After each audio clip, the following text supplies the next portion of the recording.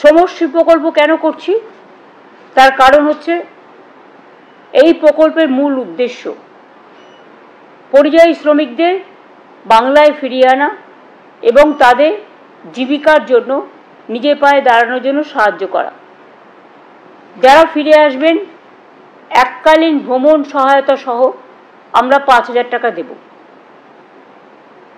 পুনর্বাসন ভাতা মানে আমরা ফিরে আসার পর 12 মাস মানে 1 বছর নতুন কাজের ব্যবস্থা না হওয়া অবধি প্রতি মাসে তাদের 5,000 টাকা করে দেওয়া হবে। মাননীয়া শুভনন্দন পরিযায়ী শ্রমিক বলছিলাম।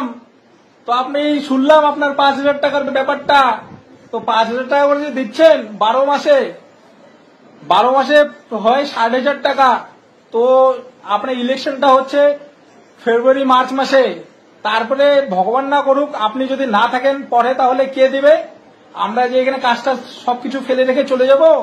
এই যে 2টো রুম নিয়েছি, একটা এই যে 2টো, ঠিক আছে, 2টো রুমের ভাড়া হচ্ছে 12,000 টাকা মাসে। তো আমরা পুরো ফ্যামিলি মিলে 75 থেকে 80,000 টাকা কাজ করি এখানে। তো বাড়ি গেলে তিন জনের হয় 15,000 টাকা, ঠিক আছে। তো তার সাথে ইলেকট্রিক বিল, খাওয়া দাওয়া, এভরিথিং হাবিজাবি নিয়ে আরো খরচা বেড়ে যাবে। তো 15,000 টাকাতে কি হবে মাননীয়া? তার জন্য বলছি কাজ দিন, কাজ যোগ্যতা অনুযায়ী কাজ দিন, ঠিক আছে। বিশ্বাস না হলে নিউ কোচবিহার স্টেশনের বৃহস্পতিবার আর শনিবার গিয়ে একটু 2:15টার দিকে দাঁড়িয়ে থাকবেন, তাহলে দেখবেন কতগুলো মানুষ ডেইলি রাজস্থানে আসছে, ঠিক আছে মাননীয়া। আপনার কাছে বিনীত নিবেদন, যোগ্যতা অনুযায়ী কাজ দিন, ঠিক আছে। শুভনন্দন। দিদিমণি বলছেন, আসসালামু আলাইকুম।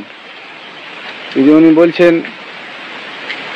আমরা পরিযায়ী শ্রমিক যারা বাইরে আছি, বিদেশে আছি, আমাদেরকে চলে যেতে বলছেন। 5,000 টাকা করে দেবেন মাসে, 5,000।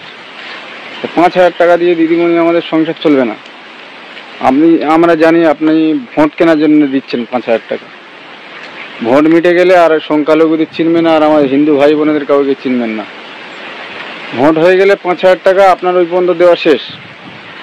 আপনি ভোট কেনার জন্য দিচ্ছেন, দরকার নেই আপনার 5,000 টাকা।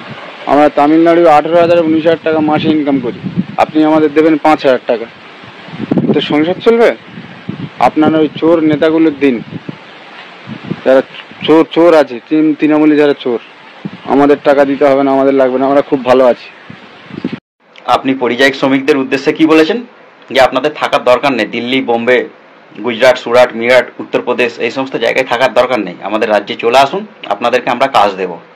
আপনার ধারণা আছে, আপনার আইডিয়া আছে, ওখানের যে সমস্ত ছেলেমেয়েরা কাজ করে, ছোট্ট একটা কোম্পানিতে কাজ করে, তার স্যালারি কত? 30,000, 40,000, 45,000।